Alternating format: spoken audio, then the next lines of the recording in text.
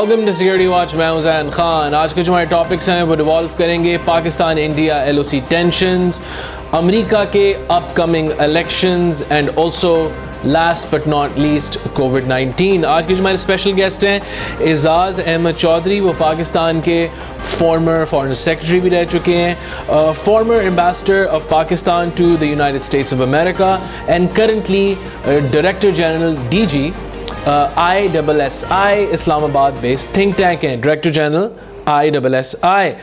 Welcome to our show. Aizaz Ahmad Chaudhry صاحب, آپ کا بہت بہت شکریہ, آپ نے ہمارے لیے وقت نکالا آن سیکورٹی واچ. شکریہ جی, مہربانی, تھینک یو. جی, ہمارے جو سیکنڈ گیسٹ ہیں as always DG Pakistan house and also senior analyst Athar Javed صاحب, ہمیں ہمیشہ کے لیے اور ہمیشہ سے وہ جوائن کرتے ہیں. ویلکم ٹو آور شو اطہر جاوید صاحب, آپ کو بہت بہت شکریہ جی, آپ نے ہمارے لیے وقت نکالا آن سیکورٹی واچ. بہت شکریہ زین.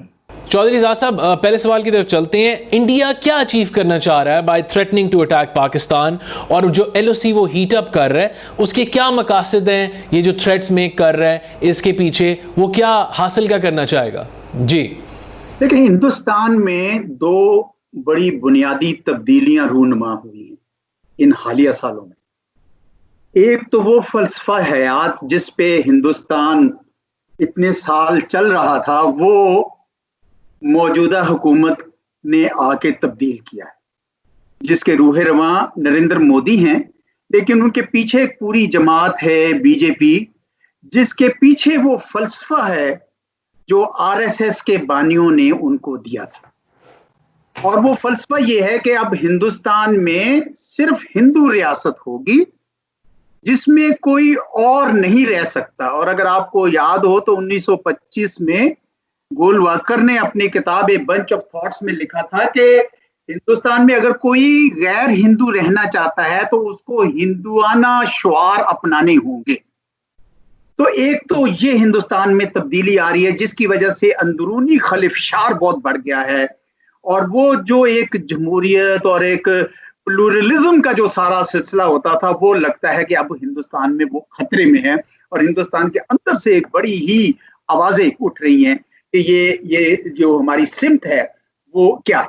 دوسری طرف دوسرا جو نقطہ ہے وہ یہ ہے کہ ہندوستان نے موجودہ قیادت کے آنے کے بعد بھی اور تھوڑا سا اس سے پہلے بھی ایک علاقے میں اپنی برتری, اپنی فضیلت قائم کرنے کے لیے, جس کو انگریزی میں ہیجمنی کہتے ہیں, اس کا ایک پالیسی ڈیسیژن لیا کہ ہم اس طرف چلیں گے.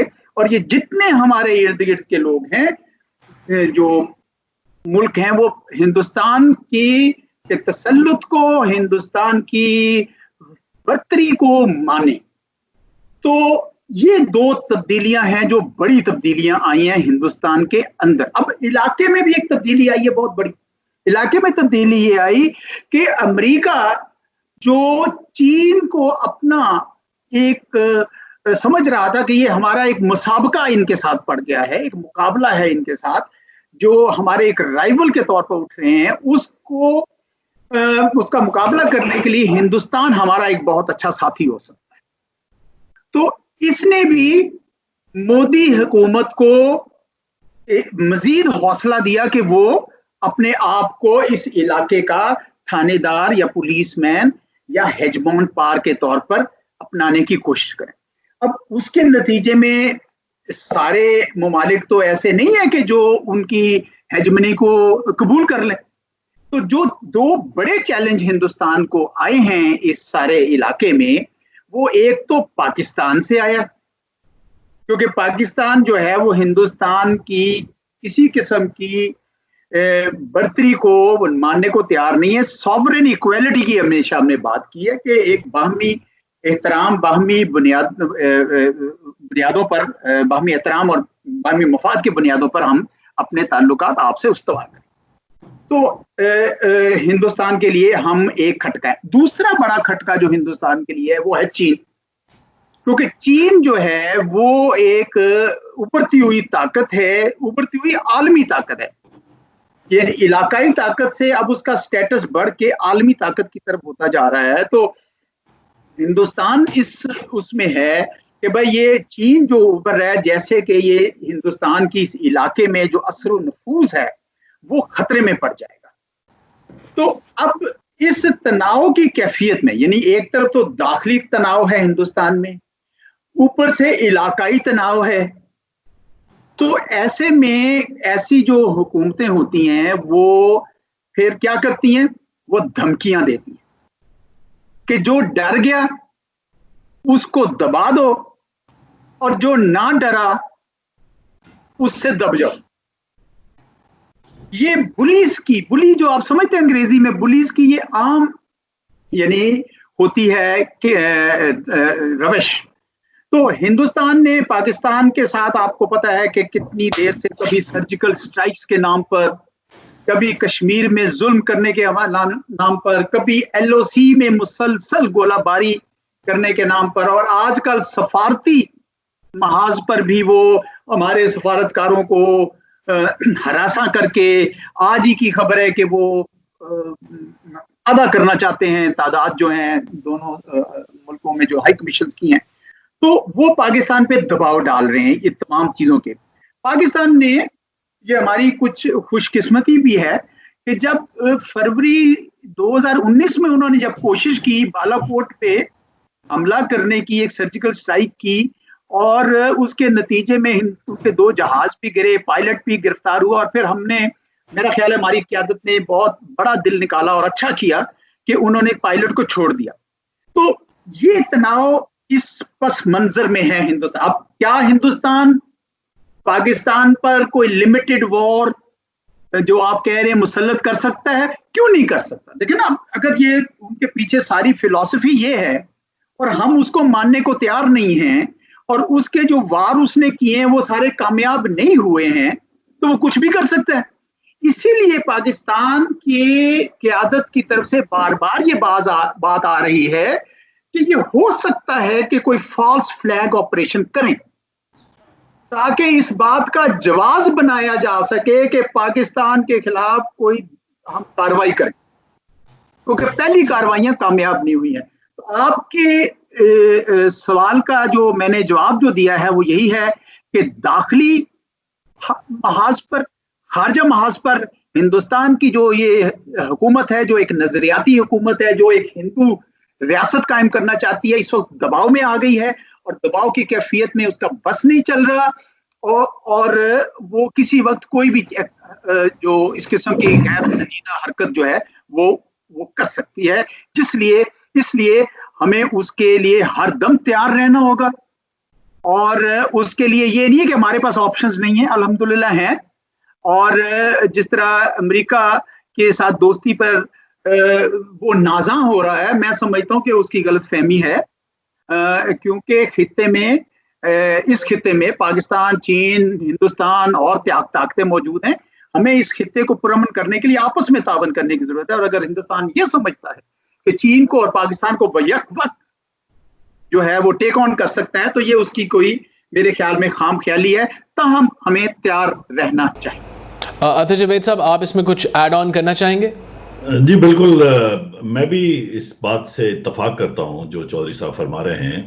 मैं सिर्फ एक बात कुछ ऐड करूंगा इसमें कि जब दाखिली हम बात कर रहे हैं हिंदुस्तान की, चूंकि हिंदुस्तान की जो वो हिंदुत्व जिसे चौधरी साहब फरमा रहे हैं, नजरियाती जो इस वक्त हुकूमत है, उसने ओवरटेक किया है तमाम पुरानी वो जो गांधी के असूल थे, या जो उनके साथ लेफ्ट था वहां पे एक सोसाइटी, वो अपेरेंटली दिखाते थे बाहर कि हम बहुत डेमोक्रेटिक हैं और हम सिविल लिबर्टी राइट्स का भी ख्याल रखते हैं। चूंकि वो एक अमल जो है वो पार्टीशन के बाद सबसे बड़ा नुकसान जो हिंदुस्तान को हुआ है कि वो अमल जो प्लूरलिज्म का था वो खत्म हो गया है, बिल्कुल टर्मिनेट हो गया है। उसकी जो मिसालें बहुत ज्यादा जाहिर है हमने की हैं पहले भी बातें, कि जो भी माइनॉरिटी हैं, क्रिश्चियंस हैं या दलित्स हैं, एक तो होता है कि उनको प्रोसिक्यूट करना, यानी कि उनको हरास करना, लेकिन अगर आप उनकी किलिंग करते हैं या उनकी इबादत गाहों को जलाते हैं, या उनको स्कूलों कॉलेजेस में दलित्स को चेज करके मारते हैं, या अगर दलित घोड़े पे बैठ गया है तो उसको नीचे उतार के उसको मारा पीटा और हलाक कर दिया कि तुम ऊपर नहीं बैठ सकते, बिकॉज जो हिंदू जाति जो सिस्टम है उसमें तुम्हारी जो औकात है वो बिल्कुल दूसरी है। ये तमाम चीजें, और फिर सिखों के साथ जो वाकयात हुए, یہ تمام چیزیں کو آگے رکھیں تو بجائے اس کے کہ وہ پلورلسٹک کی طرف جاتا تو وہ ریورس ہو گیا ان کا سوشل جو سسٹم تھا ایک بنا ہوا. اب میں یہ کہوں گا کہ جو خارجی محاذ ہے اس پہ پاکستان نے جو ریسٹرینٹ اب تک شو کی ہے، یہ میری گزارش ہوگی کہ یہ مجھے لگتا ہے کہ یہ زیادہ دیر تک ہم بھی نہیں کر سکیں گے ریسٹرینٹ، کیونکہ یہ جو چائنا اور پاکستان، خاص طور پر چائنا کے بارے میں جو غلط فہمی تقابلی جائزے میں پیدا ہوئی، وہ انہوں نے دھوکہ دیا امریکہ کو، یہ جسے کہتے ہیں نا ڈسیپٹیو ڈپلومیسی بنائی کہ ہم خطے میں آپ کے میں بھی انٹرسٹ کو فالو کریں، لیکن چونکہ یو ایس جو فورن پالیسی ہے وہ ان کے اپنے انٹرسٹ پہ بیسڈ ہے. انہوں نے اسی لیے پاکستان کو جب دوبارہ انگیج کیا تو پاکستان کا جو کردار ہے ریجن میں پیس کے حوالے سے وہ بھی بڑا واضح ہے. تو ایک پازیٹیوٹی پاکستان کی طرف سے آئی ہے، لیکن خطے میں جو نیگیٹیوٹی ہے، جو پرسیکیوشن ہے اور کشمیریوں کے ساتھ جو ظلم مسلسل ہندوستان کر رہا ہے، یہ اس بات کی نشاندہی ہے کہ پاکستان ریسٹرینٹ پہ ہے اور ہندوستان جو ٹو پرونگ اسالٹ کرنا چاہتا ہے، ایک بڑے ملک پہ اور ایک اپنے سے 7-8 گنا چھوٹے ملک پہ، یہ میرے خیال میں ہندوستان کی تباہی کا باعث بن سکتا ہے. اچھا جوید صاحب، آپ کی کیا فورکاسٹ ہے ان ٹرمز آف یہ جو LAC line of actual control جو وہ کہتے ہیں، لداخ میں جو ہو رہا ہے، انڈیا چائنا ٹینشنز جو ہو رہی ہیں، اس کے بارے میں آپ کی کیا فورکاسٹ ہے؟ آپ کیا دینا چاہیں گے؟ اور ایک آپ نے چیز نوٹس کی ہوگی کہ انڈیا نے ابرپٹلی یہ ڈبیٹ ہی ختم کر دی ہے اباؤٹ دا کلیش ان لداخ. اس کے پیچھے کیا وجوہات ہو سکتی ہیں؟ اور اگین آپ اس چیز کے اوپر بھی کامنٹ کر سکتے ہیں لاسٹ بٹ ناٹ لیسٹ کہ اگر یہ ری اکر ہونا شروع ہو جائے کلیش چین اور انڈیا کے مابین آن اے بگر اسکیل ان لداخ، تو اس کے بھی کیا نتائج نکل سکتے ہیں؟ جی عطا جاوید صاحب. جی بالکل، دیکھیں میرے خیال میں تو یہ جو ابھی واقعہ ہوا اس کی ابرپٹ جو ٹرمینیشن ہے ڈسکورس کی، اس کی بنیادی وجہ 2 ہیں. ایک تو ہندوستان کے اندر ملٹری اور جو ملٹری کمانڈ تھی، جو ریٹائرڈ ملٹری تھے، ان میں ایک بہت بڑا آپ سمجھیں گیپ پیدا ہوا انڈرسٹینڈنگ میں. پولیٹیکل پارٹیز نے اعتراضات شروع کیے کہ پاکستان پہ تو آپ کہتے ہیں کہ ہم گھس کے ماریں گے، یہ کر دیں گے، اور وہ ریٹرک پورا ڈے ان ڈے آؤٹ ہوتا ہے. اب یہاں پر ایک ریئل ٹائم جب فیس آف ہوا ہے چائنا کے ساتھ، تو وہاں پر نہ صرف آپ نے سرنڈر کیا، لاشیں بھی چھوڑی، جنگی قیدی بھی بنے، ان کے جنگی تو نہیں کہہ سکتے، قیدی بھی بنائے گئے. تو اس ساری کانفلکٹ میں جو بات سامنے آئی، جو چودھری صاحب نے فرمایا تھا پہلے، کہ یہ ایک بلی کا پرنسپل ہے، یہ ڈاکٹرائن آف بلنگ ہے کہ اپنے سے چھوٹے جو ہے ان کو دبائیں اور جو اپنے سے بڑا اس کے آگے لیٹ جائیں، معافی مانگ لیں. تو ہندوستان کا جو یہ ایلیمنٹ ہے، اچھا جو بات ہے کہ یہ اس کا فورکاسٹ، اسٹریٹجک فورکاسٹ کیا ہوگی، پہلی تو یہ ہوگی کہ مجھے نہیں لگتا کہ چائنا جہاں تک آ گیا سے 3.5 کلومیٹر تک وہ آ گیا، وہ جگہ کو نہیں چھوڑیں گے. جو بھی پوائنٹس ہیں جو مجھے نہیں لگتا کہ وہ اس کو ودرا کریں گے، کیونکہ یہ ان ریٹیلیشن کیا انہوں نے، جب انفراسٹرکچر بلڈنگ کیا، انہوں نے روڈ بلڈنگ کی ہے. یہ پیٹرولنگ پہ ایگریمنٹ ہوا تھا، میرے خیال میں کوئی ویپن کنٹین نہیں کرنا تھا، یا کوئی 14 پوائنٹ پہ، 9 پوائنٹ پہ، 14 17 جو بھی انہوں نے ڈیولپ کیا ہوگی اپنی پوزیشنز. تو ایک تو یہ ہے کہ وہ واپس نہیں جائیں گے. دوسرا یہ ہے کہ ہندوستان ہو سکتا ہے کہ اس کو ہضم کر لے، چپ کر کے بیٹھ جائے اور واپس آئے بلی کرنے کے لیے، اپنی ریسٹور کرنے کے لیے عزت جو اس کی کھو بیٹھا ہے وہ پاکستان کی طرف. میں اس بات کو اس طرح دیکھتا ہوں. ہاں ری اکرنس ہو سکتا ہے، مجھے لگتا نہیں ہے کہ ہوگا، کیونکہ ہندوستان کو یہ اندازہ ہے کہ ان کی ایئر پاور اور ان کی جو ملٹری جو پروفیشنلزم ہے وہ چائنا سے بہت پیچھے ہے. جو دھوکہ دیا تھا ہندوستان نے دنیا کو، امریکہ کو، کہ ہم جی یہاں خطے میں ریجنل کیا ہم تو سپر پاور بن سکتے ہیں اور ہیں، وہ میرے خیال میں بالکل روشن، جیسے کہتے ہیں روز عیاں کی طرح اس کو روشن ہو گیا. جی اعزاز صاحب، آپ کچھ ایڈ کرنا چاہیں گے جو اس وقت عطا جاوید صاحب نے فرمایا؟ اور second half of the question is that obviously you were the ambassador to the United States، ٹھیک ہے، تو آپ ہمیں بتائیں جو انریسٹ ہو رہا ہے اس وقت، پروٹیسٹ جو چل رہے ہیں امریکہ میں، یہ کیا ٹرمپ کے لیے جو آنے والے الیکشن میں یہ کیا مشکل پیش آئے گی ان کو؟ ہر ایک کا اپنا تجزیہ ہے کہ ہندوستان وہاں کیا کر رہا تھا. मेरा भी अपना एक तजिया है, और अगर आप हमारे इंस्टीट्यूट ऑफ स्ट्रेटेजिक स्टडीज की वेबसाइट पे जाएं तो हमने बाकायदा इशू ब्रीफ उसमें नक्शे बना बना के और इन्फोग्राफिक्स करके दिखाया है कि हिंदुस्तान की नीयत थी पिछले 3 साल से, और वहां वो कंस्ट्रक्शन कर रहा था, और ये मामला चल रहा था कि वो पहले शियोक रिवर से, फिर वो करते करते गलवान वैली के थ्रू वो जा रहे थे दौलत बेग ओल्डी जो उन्होंने जगह बनाई हुई थी, वहां पे उन्होंने सारी, जहां से कराकोरम पास सिर्फ 8 किलोमीटर दूर था। ठीक है, टेरेन बड़ी मुश्किल है, 8 किलोमीटर पहुंच सकते, लेकिन डायरेक्शन उनकी ये थी कि डबल पिंसर मूवमेंट की जाए गिलगित बल्तिस्तान की तरफ, और पाकिस्तान और चीन का राब्ता खत्म किया जाए, सीपैक की मुखालफत की जाए, BRI को मुश्किल बनाया जाए, और इस किस्म के अजाइम थे। वरना वहां पे उन बर्फपोश पहाड़ों में उन्होंने क्या और क्या करना था वहां पे जाके, क्यों इतनी ज्यादा खर्चा और इतनी ज्यादा कंस्ट्रक्शन कर रहे थे।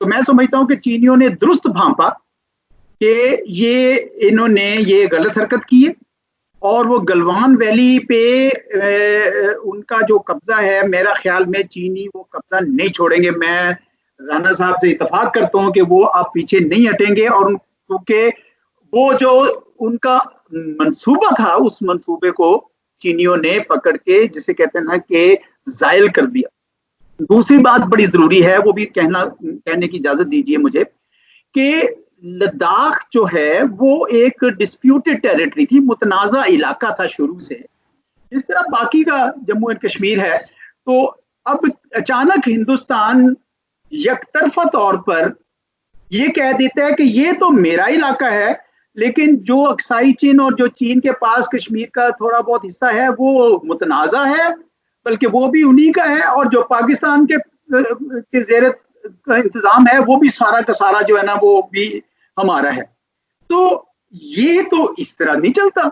तो चीन ने एक किस्म का ये पैगाम दिया कि आप इस तरीके से आर्टिकल 370 खत्म करके और यूनिलैटरली ये सारा कुछ चेंज करके मुतनाज़ा इलाके की हैसियत को, तो इन वे हिंदुस्तान के इस सेक्शन ने और चीन के सेक्शन ने उसके ऊपर एक नई रोशनी डाल दी इस मसले के ऊपर, कि जो 5 अगस्त 2019 का जो फैसला था हिंदुस्तान का, वो बजाते खुद जो है वो इसकी वजह बना है इस सारे वाक़े की, और इस वजह से चीन का एक्शन नहीं है, चीन का रिएक्शन है।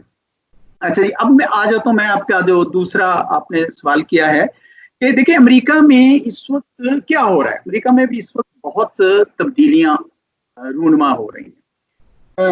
ज्यादा तो जो नजरियाती तब्दीली जो डोनाल्ड ट्रंप सब लेकर आए हैं, वो तो आपको पता ही है कि सफेद फार्म बर्तरी या सफेद फार्म फजीलत, जिसे वाइट सुप्रीमेसी कहते हैं, उसका वो ज़बानी इजहार तो नहीं करते, लेकिन अमलन उसका इजहार उन्होंने किया है।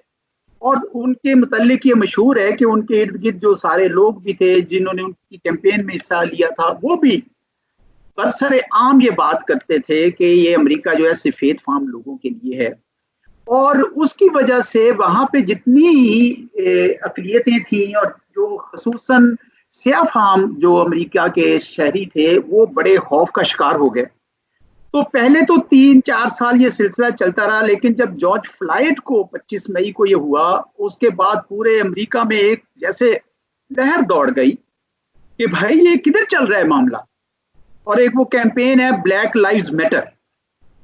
अच्छा, लेकिन जो ट्रम्प साहब की जो स्ट्रेटेजी है, मेरे ख्याल में उसमें इससे वो खास तब्दीली नहीं आई, वो बल्कि इसको एक नया रुख दे रहे हैं।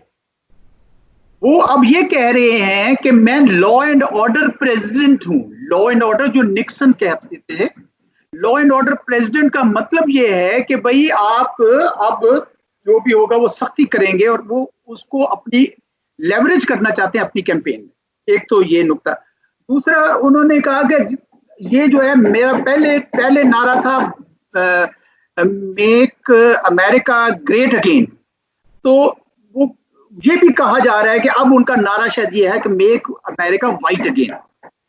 तो ये इस वजह से इससे वो, मेरा ख्याल है कि ये जो वहां पे एक नस्ली तफरीक और नस्ली फसाद हुआ है, उससे डोनाल्ड ट्रंप साहब कोशिश कर रहे हैं कि वो अपने इस इलेक्शन में मदद ले सकें।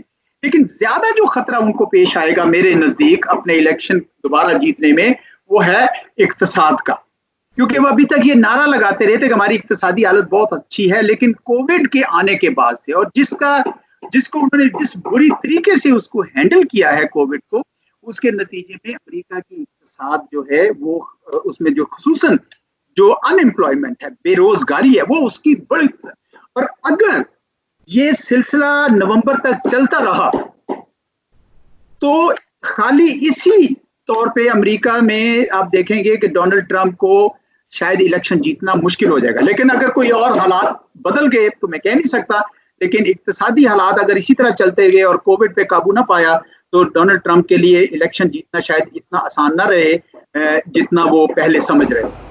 अदर जवेद साहब, आपके पास आते हैं, आप हमें बताएं जो करंट इस वक्त जो अफगान पीस प्रोसेस चल रहा है, do you think it will Sarpass all the threats and complexities? आपका क्या ख्याल है इसके बारे में? देखें, जो ये अफगान पीस प्रोसेस है, जैसे हम चूंकि तजिया कर रहे हैं बैनुल अक़वामी डायनामिक्स जो चेंज हो रहे हैं पोस्ट कोविड में और कोविड में, मुझे लगता है कि ये डिफ़िकल्टीज शायद उस तरह सरपास तो ना कर सके, कोई चीज़ हो भी सकती है रास्ते में, मगर जो इंटेंशंस हैं और जिस तरीके से ये इसकी प्रोसीडिंग्स हो रही हैं और जिस तरीके से अफ़गानिस्तान के बाकी तमाम ग्रुप्स आपस में इंट्रा अफ़गान डायलॉग शुरू हुआ है और जो यूएस ये इनिशिएटिव है और पाकिस्तान की फैसिलिटेशन है, मुझे लगता है कि ये अपने मंतकी अंजाम तक कोई ना कोई इसकी शक्ल ज़रूर निकल आएगी। देखिए, एक तो वायलेंस का रिसीड करना और प्रिजनर्स का जो एक्सचेंज है, और उसके अलावा जो सबसे बड़ी बात यह है कि कॉन्फिडेंस बिल्डिंग मेजर जो यूएस और तालिबान के दरमियान डायरेक्ट हैं, उसका इफेक्ट ज़रूर होगा। बहुत साल पहले जब पहले ही अफगान वॉर भी थी, उस वक्त भी हमने देखा है कि ओवल ऑफिस में ये हक्कानी और सबको ले गए थे प्रेसिडेंट रेगन, और इनको कहा था उन्होंने कि ये मॉडर्न डेज वाशिंगटन हैं। गो कि अब तो वो सबके वो मुजस्मे गिरा रहे हैं वहाँ अमेरिका में, मतलब वाशिंगटन के भी और सबके मुजस्मे गिरा रहे हैं। लेकिन ट्रंप साहब ने, जैसे चौधरी साहब फरमा रहे हैं कि वो लॉ एंड ऑर्डर प्रेसिडेंट हैं, वो नहीं चाहते कि बॉडी बैग और आए बाहर वहाँ से वापस कॉन्फ्लिक्ट जोन से, और वो बुलाना चाहते हैं अपनी फौज को वापस। अगर हम इस तरह देखें तो मेरे ख्याल में ये एक पॉजिटिव एंड पे हो सकता है ख़त्म, क्योंकि अफगानिस्तान की जो बाकी फोर्सेस हैं वो कोशिश कर रहे हैं। इसमें जो खतरा मुझे नजर आता है, सिर्फ एक खतरा मैं ये कहूँगा, वो है हिंदुस्तान की पाकिस्तान सेंट्रिक पॉलिसी अफगानिस्तान के अंदर, जो दाइश और जो अलकायदा को सपोर्ट जिस पे इल्ज़ाम लगता था कि तालिबान करते थे पहले, अब वो हिंदुस्तान कर रहा है। और ये नुक्ता आपको नजर आया होगा, रिसेंटली कोई न्यूज़ रिपोर्ट्स हुई हैं कि ज़ल्मे खलीलजाद पर अटैक करने की कोशिश की, बिकॉज वो बहुत एक्टिव हैं और बड़े जांफशानी से काम कर रहे हैं खित्ते में पीस के लिए। तो जो दाइश का और जो ये नेक्सस है हिंदुस्तान का, वो मुझे लगता है कि वो स्पॉयलर्स हैं और वो अपनी पूरी कोशिश करेंगे। इसको न्यूट्रलाइज करने का तरीका एक ही है कि अमेरिका मुकम्मल तौर पर तालिबान को ग्राउंड सपोर्ट प्रोवाइड करे, अगर वो बात यहाँ तक आ जाए कि दाइश को और जो दूसरी फोर्सेस हैं उनको एलिमिनेट करना है। चूंकि फिर टीटीपी और दूसरों को भी सपोर्ट मिलती थी, आपको पता, पाकिस्तान के खिलाफ जो ग्रुप्स हम कहते रहे हैं, जो रेटरिक नहीं है, क्योंकि अमेरिका ने एक ड्रोन स्ट्राइक में उनके लीडर को मारा भी है। तो मेरे ये ख्याल में ये एक अमल जो कहीं खराब हो सकता है वो ये एरिया है, और मुझे यकीन है कि पाकिस्तान भी इससे अवेयर है, सारे अवेयर है। मगर ये आपको पता होना चाहिए, इसका आर्किटेक्चर अजीत डोवल है। उसने 12 से ज्यादा ट्रिप किए थे सीरिया के और दूसरी तरफ से, जो लोग जिसे हम कहते हैं अनएम्प्लॉयड मर्सनरीज जो थे, उनको ला के इन्होंने यहाँ पे डेजिग्नेट किया और इनको इन्फिल्ट्रेट करवाया अफगानिस्तान के अंदर। हमें ये इस बात को मद्देनजर हमें रखना पड़ेगा, और इसके लिए भी कॉन्टीजेंसी सिक्योरिटी प्लान बनाना पड़ेगा, यानी कि इसकी सिक्योरिटी वॉच करना इस एस्पेक्ट का बहुत ज्यादा जरूरी है। चौधरी साहब, मैं आई वुड वांट कि आप इस पे कमेंट करें जो जुवैद साहब ने कहा। आपका क्या एनालिसिस है इसके बारे में? जी जरूर। देखिए, मैं इस बात से तो इत्तेफाक करता हूं कि ये अभी जो हालिया जितने भी इकदामात हुए हैं ये खुश आइंद हैं, اور یہ امن کی طرف جانے کے لیے درست سمت میں جا رہے ہیں یہ سارے اقدامات.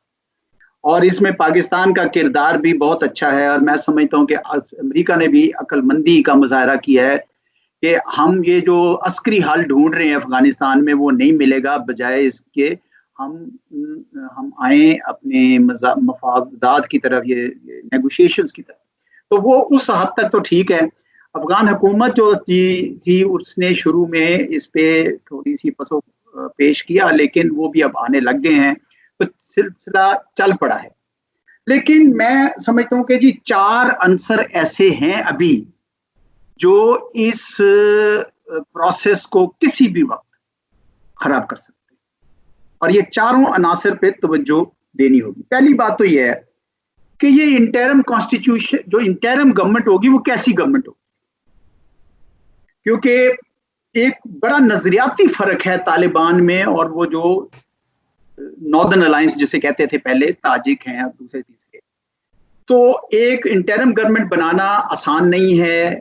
کانسٹیٹیوشن جو افغانستان کا دستور انہوں نے پچھلی 2 حکومتوں میں تھا, وہ کیا افغان طالبان قبول کر لیں گے, وہ کہ نہیں قبول کریں گے. انہوں نے تھوڑی فلیکسیبلٹی تو دکھائی ہے, لیکن میرے خیال میں ابھی قبل از وقت ہے کہ ہم یہ کہہ سکیں کہ یہ جو ہے انٹرم گورنمنٹ کی شکل کیا ہوگی.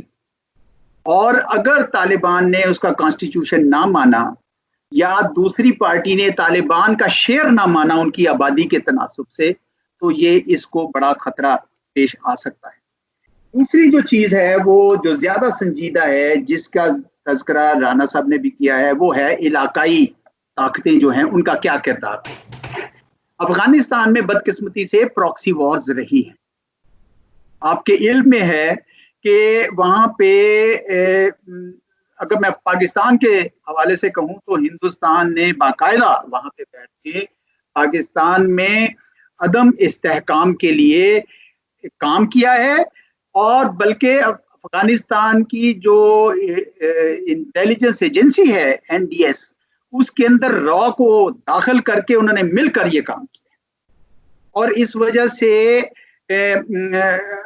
پاکستان کی تو خواہش ہوگی کہ بھئی ہندوستان اس کی سرزمین استعمال نہ کرے. اگر وہ سڑکیں بنا رہا ہے یا ڈیولپمنٹ کرتا ہے تو کرے, لیکن وہاں کی سرزمین کو استعمال کر کے پاکستان کے اندر اگر وہ ٹیررزم یا عدم استحکام لاتا ہے تو وہ ہمیں قابل قبول نہیں ہوگا. اسی طریقے سے ایران بھی یہی چاہے گا کہ افغانستان کی سرزمین اس کے خلاف استعمال نہ ہو. روس بھی چاہے گا, سینٹرل ایشین ریپبلکس بھی چاہیں گی, شاید چین بھی چاہے گا. سارے یہ چاہیں گے کہ افغانستان کو پھر پراکسی فری ہوگا, پھر کوئی افغانستان کی سوائل یوز نہیں کرے گا. Everybody must give a regional consensus, sign on a regional consensus that we will not use Afghan soil to destabilize other countries. اور یہی چیز امریکہ پہ بھی لاگو ہوگی کہ وہ یہ نہ سمجھے کہ وہ وہاں پہ بیٹھے گا اور وہاں سے وہ چین اور روس اور اپنی جو اسٹریٹجک گیم ہے وہ کھیلے گا. ہمیں یہ اس پہ مجھے پورا نہیں اعتماد, کیونکہ امریکہ نے تو ہندوستان کو باقاعدہ ایک کردار دینے کی کوشش کی افغانستان میں. اس لیے مجھے اس سے بھی ایک تھوڑا سا خطرہ ہے کہ یہ معاملہ بھی اگر طے نہ ہوا تو یہ آپ کا عمل جو ہے متاثر ہو سکتا ہے. تیسری چیز جو ہے وہ ہے اقتصادی حالت. دیکھیں امریکہ کی فوج جب تک بڑی تعداد میں تھی, بہت پیسہ آ رہا تھا, اقتصاد چل رہی تھی. اب جیسے جیسے وہ جا رہے ہیں وہ پیسے کھینچ رہے ہیں اپنے. ایک تو وہاں پہ جو اقتصاد میں پیسہ ان کا پڑتا تھا وہ بھی جا رہا ہے, اور دوسرا انہوں نے آپ نے چند ہفتے پہلے دیکھا ہوگا کہ 1 بلین لے لیا, اور اس طرح کے وہ سلسلے شروع ہو گئے. تو یہ پوری انٹرنیشنل کمیونٹی کو, بین الاقوامی برادری کو مل کر ایک بار پھر سے بون کنسنسس کرنا ہوگا.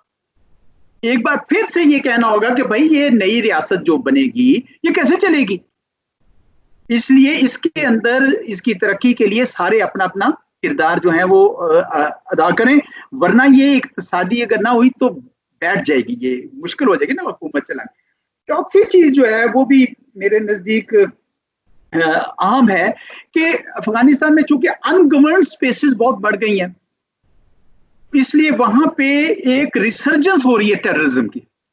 دہشت گرد دنیا سے دوبارہ آ کے وہاں پہ جگہ پکڑ رہے ہیں, اور پچھلے چند سالوں میں انہوں نے کافی جگہ لی ہوئی ہے. اور آپ نے بھی سنا ہی ہوگا کہ طالبان نے حال ہی میں آئیسس سے لڑائی بھی کی ہے, القاعدہ سے بھی لڑائی ہو رہی ہے.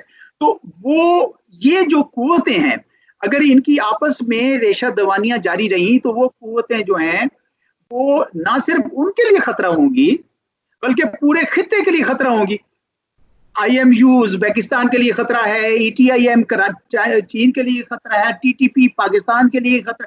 تو یہ ساری جو قوتیں ہیں ان کو ختم کرنے کے لیے پھر دوسری ریاستیں دوبارہ بیچ میں آ سکتی ہیں. تو یہ دہشت گردی والا جو میدان ہے اس پہ بھی میرے خیال میں ہمیں توجہ دینی ہوگی اور ایک ریجنل کنسنسس بنانا ہوگا. یہ اکیلے صرف اور صرف ان نیگوشیشن سے سب کچھ نہیں ہوگا میرے نزدیک. This is necessary but it is not sufficient. Chaudhry صاحب آخری سوال کی طرف چلتے ہیں. کووڈ-19 آبویسلی کووڈ-19 ہم سب کا ایک کلیکٹیو ایک مسئلہ ہے. اس نے دنیا کی اکانومیز کو پیرالائز کر دیا ہے. آپ یہ دیکھیں کہ سی پیک اور BRI belt and road initiative وہ بھی دچکا انہوں نے کھایا ہے کووڈ-19 کی وجہ سے. اس کے بعد آپ دیکھیں کہ digital diplomacy is impacting the way body language could have been evaluated during meetings. آپ یہ دیکھیں کہ ڈیجیٹل ڈپلومیسی بھی انٹروڈیوس ہوئی اس زمانے میں کووڈ-19 کے ایرا میں. اس میں میٹنگز ہو رہی ہیں آن ڈیجیٹل پلیٹفارمس, اس میں پرسن ٹو پرسن نہیں ہو رہی. تو اس میں بھی کچھ ایشوز آ رہے ہیں. آپ ہمیں بتائیں جو ہم کرنٹ ایشوز اس وقت جو ہم فیس کر رہے ہیں کووڈ-19 میں جس کا میں نے ذکر کیا, اس کے اوپر آپ کیا انالیسس کرنا چاہیں گے؟ جی دیکھیں, اس میں کوئی شک نہیں ہے کہ کووڈ-19 کے متعلق مختلف طرف سے مختلف رائے آتی ہیں, پر میرا اپنا خیال یہ ہے کہ یہ ایک بہت ہی سنجیدہ اور بہت ہی خطرناک مرض آیا ہے. یہ ایک وبا ہے, اور وبائیں جو ہیں جب میں ایک دن میں بیٹھ کے پرانی ساری وباؤں کی تاریخ پڑھ رہا تھا تو وہ گریک سٹیٹ سے شروع ہوئی ہیں اور پھر وہ یورپ میں بلیک ڈیتھ جس میں ملینز اڑا دیے تھے, پلیگ کی جیسے طاعون جسے کہتے ہیں. پھر پچھلے صدی میں 1918-19 میں جو انفلوئنزا آیا اس نے بھی کئی ملین انسان. تو اس کو ہمیں ایک تو پہلی بات ہے کہ اس کو لائٹلی نہیں لینا چاہیے. یہ اس کا یہ مطلب نہیں ہے کہ ہم سارے چھپ کے بیٹھ جائیں کچھ نہ کریں. We will have to probably learn to live with it. یعنی کام بھی کریں گے, احتیاط بھی کریں گے, لیکن ساتھ ہی ساتھ کووڈ کا مقابلہ بھی کریں گے. اور ہوپ فلی اس وقت تک تحقیق ہو رہی ہے, شاید کوئی ویکسین آ جائے, ہمارا کام تھوڑا نسبتاً آسان ہو جائے. لیکن بہت سارے حوالوں سے دنیا بڑی تبدیل ہو جائے گی. پہلی جو تبدیلی میں دیکھ رہا ہوں جس کا تعلق اس بات سے بھی ہوگا جو آپ کا سوال ہے, میں اس پہ آتا ہوں, وہ ہے ٹیکنالوجی کا. کہ وہ قومیں جو ٹیکنالوجی میں اب آگے ہوں گی وہ آگے مزید جائیں گی, اور جو پیچھے ہوں گی وہ بہت پیچھے رہیں گی. ٹیکنالوجی اس مزے کی طرح جو ایک بار منہ کو لگ جائے وہ چھٹتا نہیں.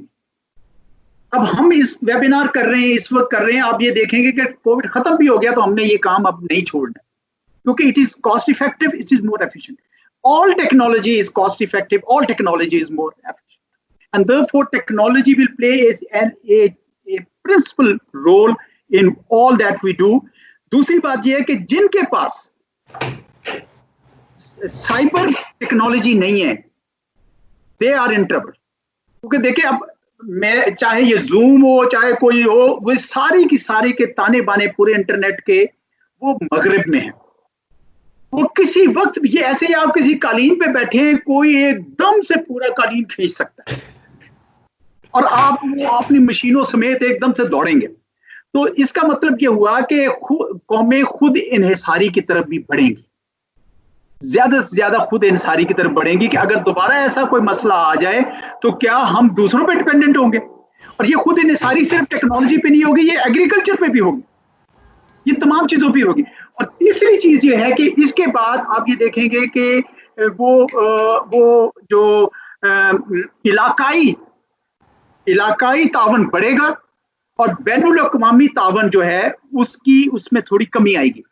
اور یہ یونائٹڈ نیشن, WHO, یہ سارے کے سارے ملٹی لیٹرل آرگنائزیشن جو ہیں ان کی ریلیونس کم ہوتی جائے گی, اور لوگ یہ چاہیں گے کہ ہم ایک دوسرے کے قریب جڑ کے, کیونکہ اگر پاکستان میں ٹڈل آئے گا تو جو ہمسائے ہیں ان کو بھی افیکٹ کرے گا, اگر یہاں پہ جو مسائل آئیں گے وہ دوسری جگہ بھی افیکٹ ہو, اس لیے وہ علاقائی تعاون بڑھے گا. تو اس حوالے سے پاکستان اور چین کے درمیان جو سی پیک ہے اور چین اور یوریشین لینڈ ماس میں جو BRI ہے اس کا مستقبل بڑھے گا, یہ اور زیادہ مضبوط ہوگا. آپ دیکھیے گا یہ اس کے اوپر اس کا اثر, بلکہ یہ ایک بہت ٹیمپریری فیز آئی ہے, لیکن آپ یہ دیکھیں گے کووڈ کے بعد اس میں ایک بہت زیادہ تبدیلی آئے گی, بہت زیادہ تیزی آئے گی, کیونکہ قوموں کو پتہ چل جائے گا کہ علاقے میں ایک دوسرے سے جڑ کے رہیں گے تو فائدہ ہوگا. چونکہ اور چین اور پاکستان نے ثابت کیا ہے کہ کیسے مثالی دوست آپس میں رہتے ہیں. اور میں سمجھتا ہوں کہ یہ سی پیک تو آپ کو پتا ہے BRI کا شروع میں حصہ نہیں تھا, یہ بعد میں فلیگ شپ بن گیا. فلیگ شپ پریزیڈنٹ شی نے خود کہا کہ اس کی کامیابی میں ہمارے سارے BRI کی کامیابی. تو چنانچہ میں تو یہ دیکھ رہا ہوں کہ انشاءاللہ اس کے بعد آپ دیکھیں گے اللہ کرے ہم جلد از جلد قابو پا لیں. مجھے نہیں پتا اس پہ کتنی دیر لگتی ہے, 2 مہینے لگتے ہیں, 4 مہینے لگتے ہیں, لیکن جب بھی یہ ہو جائے گا you will mark my words there will be a resurgence and a surge of CPEC activities and also BRI. That's my prediction. Azhar Javed صاحب آپ کچھ کامنٹ کریں تاکہ ہم اس کے بعد پھر ریپ اپ کریں شو کو. جی میں سمجھتا ہوں کہ بہت ہی اچھے جو پوائنٹس اٹھائے ہیں چودھری صاحب نے, ایکسیلنٹ. اس میں جو بات سائبر کی بات ہوئی ہے اور سیلف ریلائنس کی جو بات ہے ٹیکنالوجی میں, وہ بہت سارے شعبوں میں تو پاکستان کو دوبارہ شروع کرنے پڑیں گی چیزیں, کیونکہ یہ بہت ہمت کی بات ہوتی ہے کہ آپ اپنی ٹیکنالوجی ڈیولپ کریں, اس سے آپ پروٹیکشن بھی کریں گے, سائبر جو تھریٹس ہیں اس سے بھی بچیں گے, قالین بھی کوئی نہیں کھینچے گا آپ کے پاؤں کے نیچے سے, آپ زمین پہ بھی رہیں گے, لیکن ایٹ دا سیم ٹائم آپ کی جو انوویشن جو مائنڈز ہیں آپ کے وہ بھی باہر نہیں جائیں گے. ایک چوائس اب میں یہ بتاؤں, میرے خیال میں جیسے ڈیجیٹل ڈپلومیسی کی بات ہو رہی ہے تو میرا یہ ذہن میں خیال تھا کہ چونکہ ڈپلومیسی میں زیادہ انٹریکشن, سائیکو پولیٹیکل پروفائلنگ اور لوگوں کو ملنا, ان کی باڈی لینگویج سے آپ جج کر سکتے ہیں کہ کیا یہ جو بات کہہ رہے ہیں یہ بات درست ہے کہ نہیں. جب آپ اس طرح کمیونیکیشن آپ کی ہوگی اس میں زیادہ ایک تو وہ ٹائم کنسٹرینٹس ہوتی ہیں, دوسرا ٹیکنالوجی انوالو ہے, تیسرا ہیومن ٹچ نہیں ہے. آپ ہاتھ ملا کر بندے کو ہاتھ, جیسے وہ ڈپلومیسی میں ہوتا تھا کہ ملاتے رہتے ہیں دیکھنے کے لیے کہ کتنی گرم جوشی ہے, اور آنکھوں میں آنکھیں ڈال کے بات کرنے والی بات ہے. یہاں پہ تو خیر آپ کیمرے میں ہی دیکھتے ہیں. تو یہ جو اسپیکٹ ہے یہ ایک قسم کا میرا خیال ہے یہ کہ یہ ڈس ایڈوانٹیجڈ بھی ہے اس اسپیکٹ کو اگر میں دیکھوں. دو فائدے کی بات ہوگی اس کووڈ میں, کیونکہ کرائسس میں سے اپورچونٹیز نکلتی ہیں کہ جو ہمارا برین ڈرین ہو رہا تھا بہت عرصے سے وہ میرے خیال میں رک جائے گا. کیونکہ یہ بھی ہے کہ کووڈ 19 کے نیچے 2 اہم چیزیں ہو رہی ہیں. ایک تو خطرہ ہے اس بات کا کہ یہ ڈسگائز بائیو وارفیئر بھی ہو سکتی ہے. ایکٹیو بائیو ایجنٹ جو ہیں ان کو ویپنائز کر کے آپ کر سکتے ہیں, کیونکہ یہ اندازہ لگا لیا گیا ہے کہ کس طریقے سے ریسٹرکٹ کرنا ہے, اور اگر ٹارگٹ کرنا ہے خدا نخواستہ لیڈرشپ کو تو کیا کیا جا سکتا ہے. ایک یہ اسپیکٹ ہے جو ہمیں میرے خیال میں اوبلیویس نہیں ہونا چاہیے اس سے. دوسرا اسپیکٹ جو ہے وہ یہ جو فائدے مند ہے, جو پازیٹیو ہے, ہمارے جیسے ملک جو ہیں ان کا برین ڈرین بہت ہو رہا تھا. ایک تو پری ٹیکسٹ تھا کہ اپورچونٹیز نہیں ہے, دوسرا یہ بھی تھا کہ ایک اٹریکشن بھی ہے ویسٹ میں کہ بڑی کمفرٹیبل لائف ہے, پڑھائی وہاں پہ اور ہے, اور آپ یہاں سے جاتے ہیں زندگی اچھی ہو جاتی ہے, پرچیزنگ پاور بڑھ جاتی ہے, پیسہ کما لیتے ہیں. میرے خیال میں کووڈ 19 کی وجہ سے, پوسٹ کووڈ 19 میں جو یہ وزٹ ہیں یا جو یہ ریفیوجیز والا ہے یا جو امیگرینٹس والا ہے, یہ کافی سلو ڈاؤن ہو جائے گا. یہ بھی ایک فائدے مند, اگر ہم اس کو ریورس اپروچ کے ذریعے دیکھیے تو یہ پاکستان کے لیے اور پاکستان جیسے ممالک کے لیے فائدے مند ہو سکتا ہے. البتہ نقصان یہ ہے کہ آپ ایکوائر نہیں کر سکتے نالج ماڈرن, اور آن لائن جو نالج آپ کو ملے گا اس کی بہت زیادہ لیمیٹیشنز ہیں. آپ وزٹ نہیں کر سکتے فزیکلی جا کے لیبس میں یا ان جگہوں پہ, آپ انسٹیٹیوشن میں لوگوں کو مل نہیں سکتے. تو یہ میرے خیال میں یہ بھی ہے. اور پھر تیسرا اور آخری میں یہ کہوں گا, ایک بہت بڑا انالیسز اس کا فٹیگ کا بھی ہے, سائیکولوجیکل جو امپیکٹ ہوا ہے مسلسل مشین کے آگے بیٹھنے سے, اس سے آپ کی جو ایفیشنسی ہے وہ ڈیفیشنسی میں بھی کنورٹ ہو گئی ہے, کیونکہ یہ ٹائرسم بڑا ہے, بیکاز یہ ایک sort of one way communication ہے جیسے میں نے کہا, اور آپ ڈبے کے سامنے بیٹھ کے یا کمپیوٹر پہ باتیں کرتے ہیں. تو میرے خیال میں ان دا لانگ رن یہ جہاں یہ ٹیمپریری فیز کے اور ٹرانزیشنل فیز کو پرووائڈ کرے گا, ایک اچھا ہمیں پیسج مل گیا ہے کہ ہم کام بھی جاری رکھے ہوئے ہیں, ڈسفنکشنالٹی نہیں ہے. لیکن اگر ہم اس کو زیادہ دیر تک کھینچیں گے, یہ میرا خیال ہے اور میری اسیسمنٹ بھی ہے, اس سے ایفیشنسی آپ کی ڈیفیشنسی میں کنورٹ ہوگی. اس کے ٹائرنگ ریزلٹس ہیں, آکسیجن کی کمی بھی ہے, لوگ بورنگ بھی ہو جاتے ہیں. وہ کہتے ہیں کہ یہ کافی زیادہ اسٹوڈنٹس سے انہوں نے انالیسس کیا, یونیورسٹی اسٹوڈنٹ سے, ریسرچرز سے. تو میں یہ اس بات پہ اپنے کامنٹس ختم کروں گا. تھینک یو سو مچ اعزاز احمد چودھری صاحب, آپ کا بہت بہت شکریہ, آپ نے ہمارے لیے وقت نکالا آن سیکورٹی واچ. شکریہ. تھینک یو سو مچ عطر جاوید صاحب, آپ کا بھی بہت بہت شکریہ, آپ نے ہمارے لیے وقت نکالا as always on security watch. بہت شکریہ جی آپ کا. یہ تھے اعزاز احمد چودھری صاحب, پاکستان کے فارمر فارن سیکرٹری. یہ امریکہ میں بھی ایمبیسڈر رہے ہیں پاکستان کی طرف سے, and currently he is director general of ISSI Islamabad based think tank. یہ تھے ہمارے اسپیشل گیسٹ جنہوں نے ہمارے ساتھ ڈسکس کی آج کی ٹاپک. ہمارے سیکنڈ گیسٹ اور پرماننٹ گیسٹ جن کے ساتھ ہم ہمیشہ ہر شو میں گپ شپ لگاتے ہیں, عطر جاوید صاحب, DG Pakistan house Islamabad based think tank and also senior geopolitical analyst. انہوں نے بھی اپنی رائے دی ان ٹاپکس کے اوپر. اگلے ایپیسوڈ تک کے لیے اجازت دیجیے. میں ہوں آپ کا host Zain Khan. Keep on watching security watch. Follow us on social media. Take care. السلام علیکم.